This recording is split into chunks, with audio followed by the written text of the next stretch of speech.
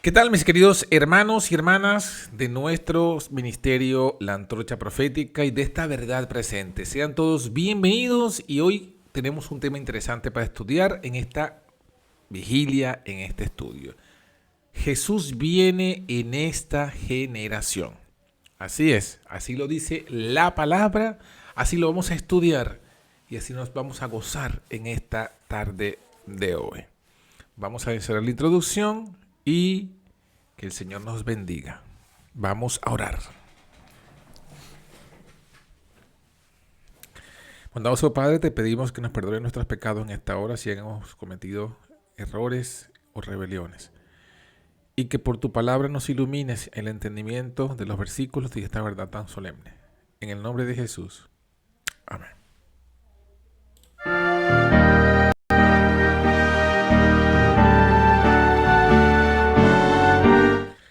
Muy bien, mis hermanos, hoy tenemos entonces el tema Jesús viene en esta generación. La segunda venida de Cristo es que inminente en esta generación. Y con todo lo que está pasando, nos podemos dar cuenta de que el tiempo está ya cercano. Vamos a analizar entonces los siguientes versículos.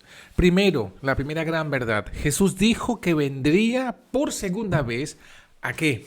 A acabar con el pecado y con los pecadores, con los que se aferren al pecado, y establecer un reino de paz, donde reine la justicia, donde reine el amor, donde reine la misericordia.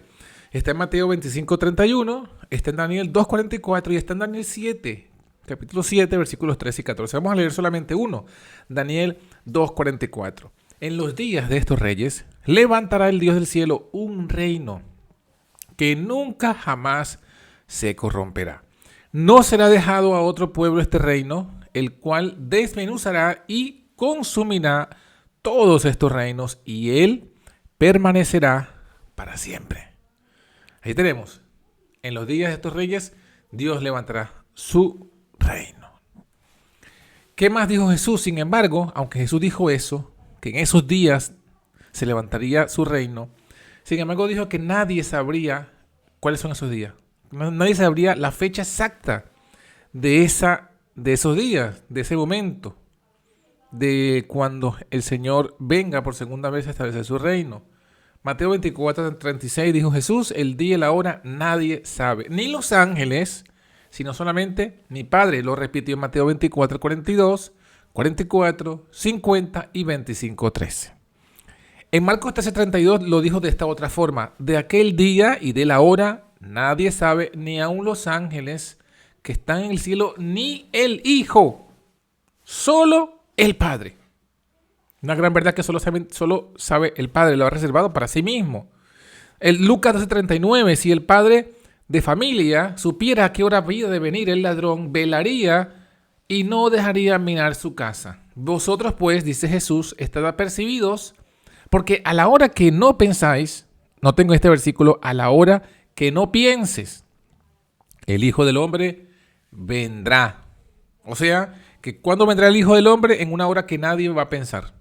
Cualquier hora que alguien piense, cualquier fecha que alguien calcule, no será en esa fecha. Y en Hechos capítulo 1, versículo 7, Jesús, las últimas palabras que dijo antes de ir al cielo fue, no les toca a ustedes, no os toca a vosotros conocer, saber los tiempos o las sazones que el Padre puso en su sola potestad. Solamente es potestad del Padre. Entonces, si el Señor dice que nadie sabe el día y la hora, ¿cómo podemos nosotros decir entonces que viene en esta generación? Porque también Jesús dijo que aunque no se puede saber el día ni la hora, dijo qué generación vendría por las señales. ¿Cuándo su vendría está cerca? Mira, Mateo 24:33. Así también vosotros, cuando viereis todas estas cosas, sabed que está cercano a las puertas. De cierto os digo que no pasará esta generación que todas estas cosas no acontezcan.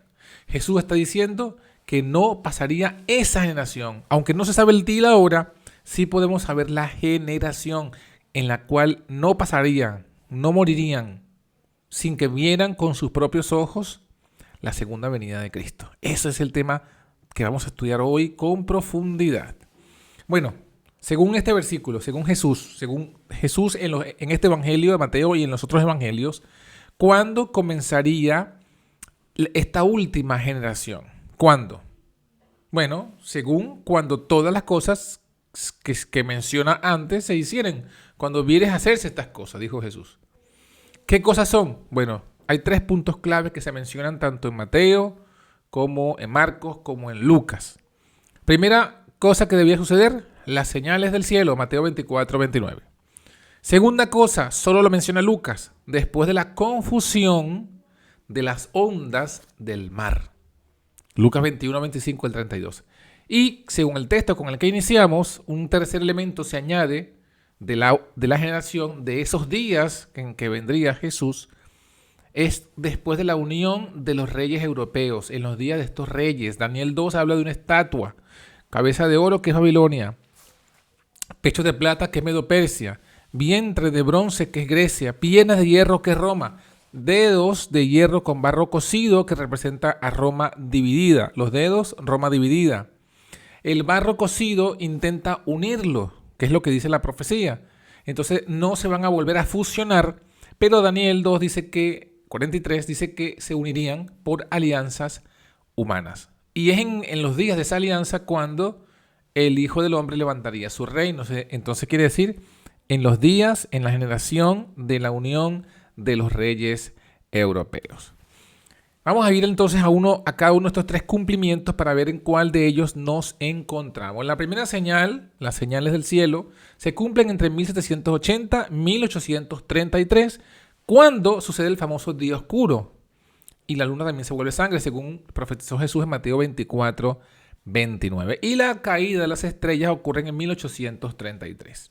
Mateo 24, 29, Jesús lo advierte: el sol se oscurecerá, la luna no dará su lumbre o su resplandor y las estrellas caerán del cielo. Lo mismo señala el sexto sello, Apocalipsis 6:12. Mire cuando dio el sexto sello y fue hecho un gran terremoto, el sol se puso negro como saco de silicio, la luna se puso toda como sangre y las estrellas cayeron del cielo como la higuera echa sus higos cuando es movida de un gran viento. Ahí está la profecía. Cumplimiento, día oscuro de Nueva Inglaterra. Tenés allí la referencia de Wikipedia. El día oscuro de Nueva Inglaterra se refiere a un evento que sucedió el 19 de mayo de 1780 en el que se observó un inusual oscurecimiento del sol a pleno mediodía en la región de Nueva Inglaterra en Estados Unidos. También tuvo lugar en el este de Canadá y en los 6 estados que conforman la región de Nueva Inglaterra en los Estados Unidos: Maine, New Hampshire, Vermont, Massachusetts, Rhode Island y Connecticut. Y fue descrito como único en su especie, inexplicable oscurecimiento y de extensión notable. ¿Por quiénes? Intelectuales y testigos. Los periódicos de la fecha no hablan de nieblas ni incendio. Los titulares daban cuenta acerca de un día sobrenatural, algo que jamás había ocurrido. Ahí está la referencia. Y también dice que la noche de ese día oscuro, los observadores vieron los colores, la luna coloreada de rojo. Ahí está. El cumplimiento entonces del famoso día oscuro, cumplimiento del sexto sello y la señal que Jesús dijo. 1780 entonces se cumple la señal de Jesús. La otra parte, la caída de las estrellas. El 13 de noviembre de 1833, la costa este de los Estados Unidos estuvo iluminada durante más de 6 horas debido a las Leónidas, iniciada poco antes de la medianoche. Olmsted de Boston dijo que su número era como la mitad de los copos de nieve que se observan durante una nevada y contó más de 240.000 meteoros. A partir de este acontecimiento se cambió la forma de observar la lluvia de estrellas. 1833 se cumple entonces la otra de las señales. ¿Qué segunda señal nos menciona Lucas? Se menciona en la tierra angustia por el sonido del mar y de las ondas, de las olas. Esta haya cumplimiento entre 1833 y 2004, donde comienzan a suceder todos los tsunamis, y el tsunami más terrible fue el de 2004 en el Océano Índico. El primero, conocido por lo menos registrado, la erupción del Krakatoa de 1883, y es interesante porque justo el primero registrado comienza después en una fecha posterior a la caída de las estrellas. Entonces, bueno, ahí vemos ese volcán del Krakatoa que se encuentra en las Indias Orientales Neerlandesas. Ocurre el domingo 26 de agosto de 1883. Y a causa de esa erupción, entonces es que se genera un tsunami, ¿no? Tsunami que alertó a todo el mundo. Y después de ello hubo varios tsunamis, pero el último más feroz es el del Océano Índico del 2004. Como lo dice aquí en Wikipedia, hasta la fecha, el tsunami más devastador ocurrió el 26 de diciembre de 2004 en el Océano Índico, con un número de víctimas directamente atribuidas al tsunami de aproximadamente 280.000 personas que murieron ese día. Las zonas más afectadas fueron Indonesia y Tailandia, aunque los efectos destructores alcanzaron zonas situadas a miles de kilómetros. Malasia, Bangladesh, India, Sri Lanka, las Maldivas, incluso Somalia, en el este de África. Esto dio lugar a la mayor catástrofe natural ocurrida desde el Krakatoa. Noten, son ellos los que lo dicen, que no son cristianos. En parte debido a la falta de sistema de alerta temprana en la zona, quizás como consecuencia de la poca frecuencia de este tipo de sucesos en esta región. Así que estamos viendo entonces cómo justamente todas las profecías nos llevan hasta 2004. ¿Qué podemos decir? Otra cosa más que nos dice aquí. La magnitud del terremoto fue registrada originalmente como 9 en la escala de magnitud de momento, pero luego se aumentó a 9.1. Con esta magnitud es el segundo terremoto más grande registrado después de la existencia del sismógrafo, después del terremoto de 1960 en Valdivia, Chile. Fue reportado por tener la segunda duración más larga observada en lo que a fallas geológicas se refiere, durando entre 500 y 600 segundos, o sea, hasta casi 10 minutos. Y fue lo suficientemente grande como para hacer que el planeta, atención con este detalle, el planeta vibrara 1 centímetro aproximadamente. ¿Se dan cuenta? Vibró en la Tierra, el planeta vibró 1 centímetro, se salió allí de su órbita 1 centímetro. Y bueno, esto por eso es una señal tremenda y terrible del cumplimiento de Jesús en Lucas 21 cuando lo dijo, que en el tiempo final había angustia a causa de los tsunamis.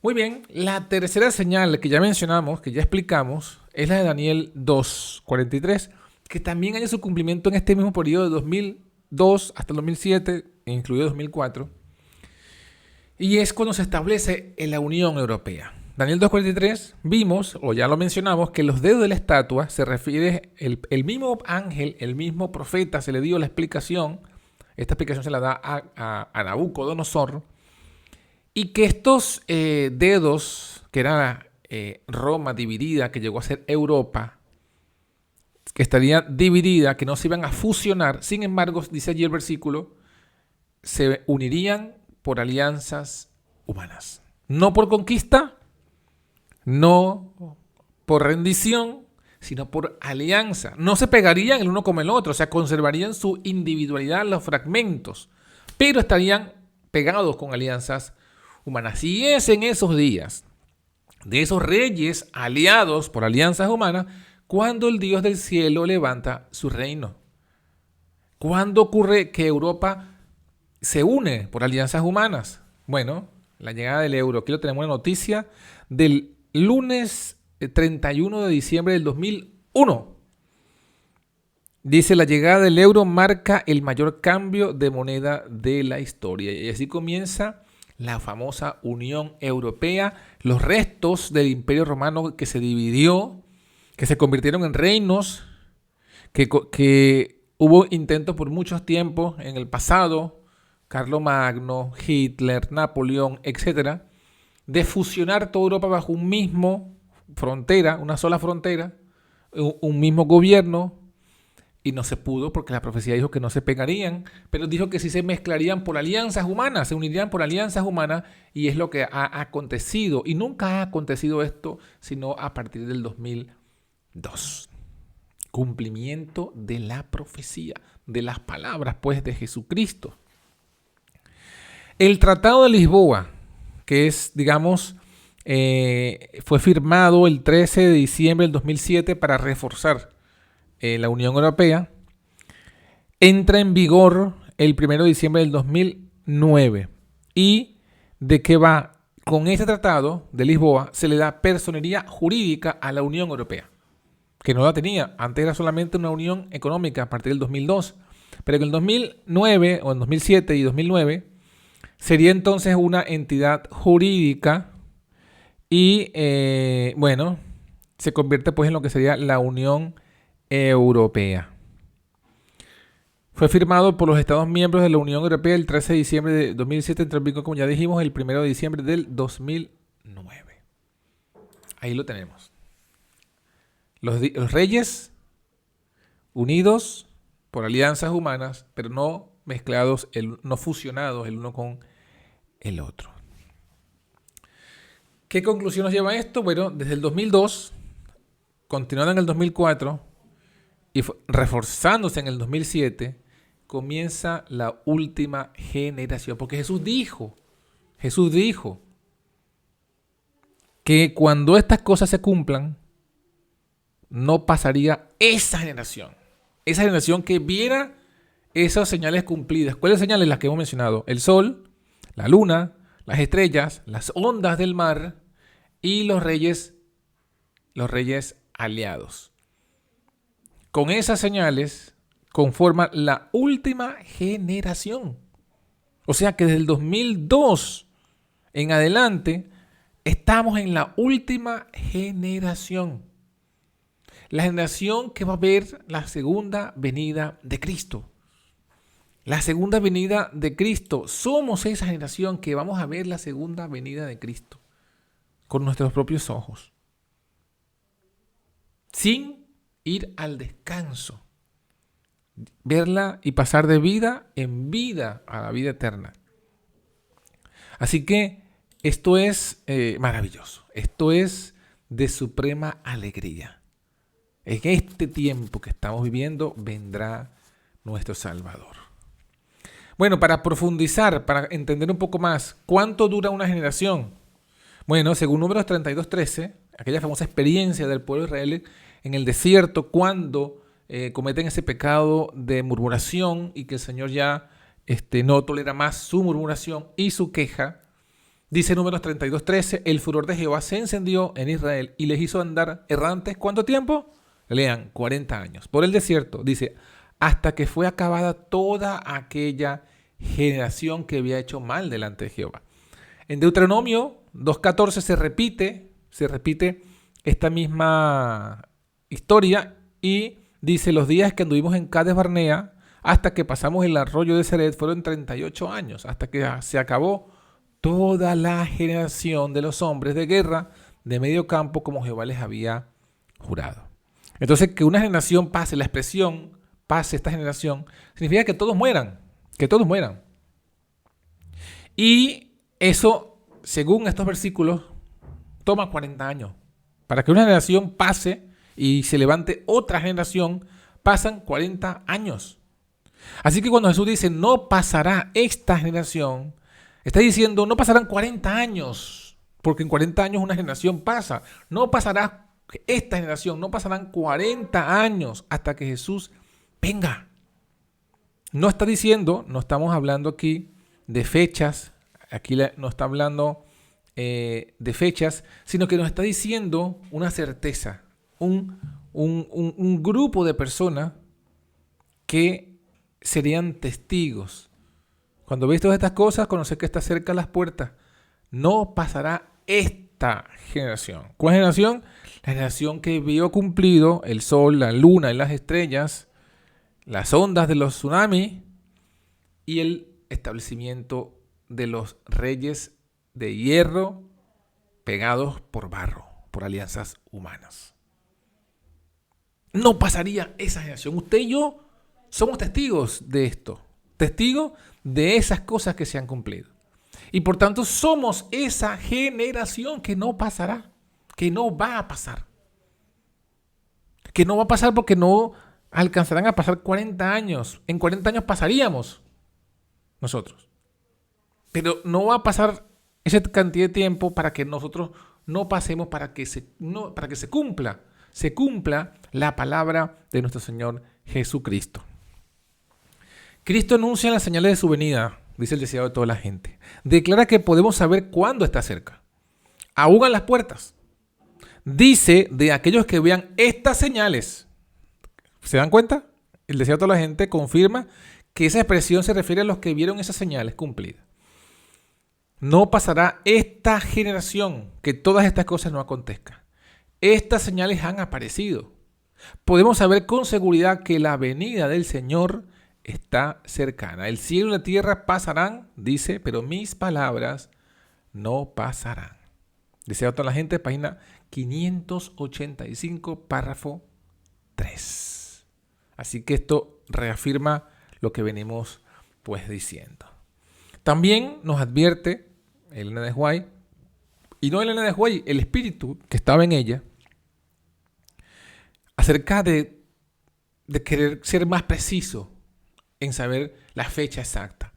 Dice, el día y la hora de su venida, Cristo no los ha revelado. El día y la hora de su venida, Cristo no los ha revelado. Explicó claramente a sus discípulos que él mismo no podía dar a conocer el día o la hora de su segunda aparición. Él mismo no podía. Si hubiese tenido libertad para revelarlo, ¿por qué habría necesitado exhortarlos a mantener una actitud de constante expectativa? Hay quienes aseveran conocer el día y la hora de la aparición de nuestro Señor. Son muy fervientes en trazar el mapa del futuro. Hay gente que le coloca fecha, 2011 colocaron una vez, 2012 colocó la gente del mundo, el fin del mundo en el 2012. Luego llegaron, creo que en el 2016, no, que en el 2019. Ahora están diciendo en el 2030, 2031. El Señor los ha amonestado a que se aparten de este terreno. El tiempo exacto de la segunda venida del Hijo del Hombre es un misterio de Dios. Cuando hablamos de una generación, no quiere decir que Jesús vendrá al final de esa generación. No. Puede venir al principio, puede venir a la mitad, puede venir al final. En ese espacio de tiempo puede venir en cualquier momento. Por eso es que dice que el día y la hora nadie lo sabe. Pero sí podemos saber la generación. Y es esta en la que estamos nosotros viviendo. Ahora, ¿cuándo se sabrá la fecha exacta de la segunda venida de Cristo? Cuando el Señor la revele. Sabemos por los testimonios que eso será en la séptima plaga. Pero antes de eso, nadie podrá saber la fecha exacta. Solo podemos saber la generación, y es esta en la que estamos nosotros viviendo. ¿Cómo debemos prepararnos entonces? Si de verdad creemos esto y lo vemos aquí en la Biblia. Bueno, primero tenemos que ser conscientes que vivimos en la última etapa de la historia de esta tierra. Segundo, conscientes de que somos la última generación que vivirá sobre la tierra. No habrá otra generación. Tercero, saber que la segunda venida de Jesús está a las puertas, más cerca que nunca antes, más cerca que en el tiempo de los pioneros. Hemos de arrepentirnos de nuestros pecados completamente. No hemos de tener ningún tipo de simpatía con el reino de las tinieblas, con el reino del mundo o con cualquier reino del mundo. Hemos de purificarnos de todo pecado, de todo error. Hemos de santificarnos. Esa obra de arrepentimiento, de purificación, de santificación está descrita en el mensaje de los tres ángeles, allí en Apocalipsis 14, 6 al 13.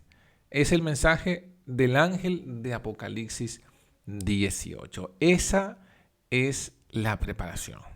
Así que mis hermanos, revisen esto como buenos bereanos y oren al Señor para que les dé entendimiento.